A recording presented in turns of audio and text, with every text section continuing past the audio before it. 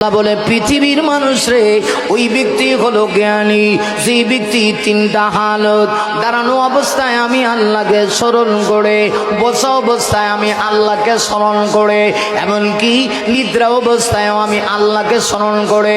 এর অর্থ হলো হায়াতি জিন্দেগির প্রতিটা মুহূর্ত, প্রতিটা সেকেন্ড, প্রতিটা মিনিটে বান্দা আল্লাহকে ভুলে নাও, আল্লাহর আইনকে বলে নাও।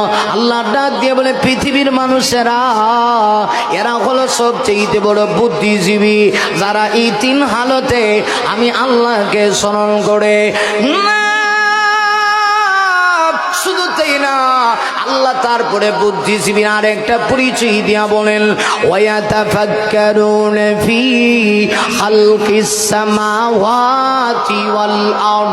আল্লাহ বলেন শুধুমাত্র আমার স্মরণ থাকে তার ভিতরে তা না, সে আমার সৃষ্টি জগৎ নিয়ে গবেষণা করে, আসমানের দিকে তাকায় চিন্তা করে।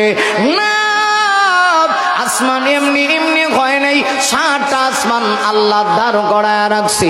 আল্লাহ নিজে কোরআনের ভিতরে বলেন খালাকাস সামাওয়াতি বিগাইরি আমাদিন তারাউনাহা।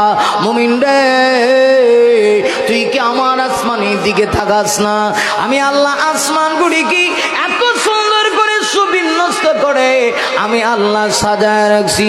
একটা আসমান থেকে আরেকটা আসমানের দূরত্ব 500 বছরের রাস্তা। আমি আল্লাহ আসমান দান করাইছি, একটা খুঁটি লাগাই নাই।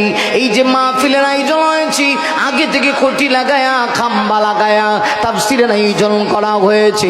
কারণ যদি বাতাস হয়, প্যান্ডেল চাইব কই, বক্তা চাইব কই। আল্লাহ কয় আমি এমন কুদরতওয়ালা বান্দা, আসমানের দিকে তাকাইলে তুই আমাকে চিনবি। শুধু তাই না, জমিনের দিকে তাকাইলে ফি খালকিস সামাওয়াতি ওয়াল আরদ, আসমান সমগ্র আর জমিনের দিকে যদি তুই তাকাস রে বান্দা, তুই আমাকে চিনতে পারবি। যদি আমার আসমান দেখে দেখে তুই যদি আমাকে চিনতে পারস, আল্লাহ কয় তুই হলে সবচেয়ে বড় জ্ঞানী, তুই সবচেয়ে বড় বুদ্ধিজীবী। আসমান নিয়ে গবেষণা করবে।